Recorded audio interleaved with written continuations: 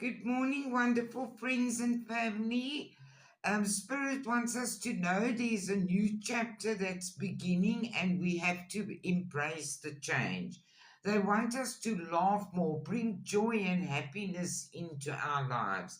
And they also want us to drink more water or eat foods with water in them, such as fresh fruits and vegetables.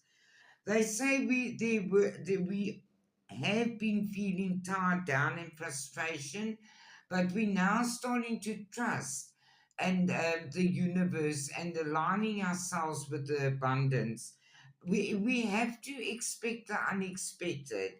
And they say if you pay close attention, you will notice all the doors that once closed are opening up just in different form. Things may not appear exactly as you envisioned, but Spirit wants us to be happy. They're giving us the gift of happiness. Think on your feet.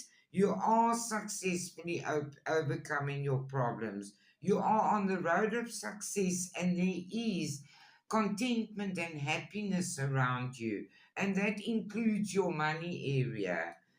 You use your intuition to make beneficial changes. There is already improvements around you. I love you all. Have a wonderful day.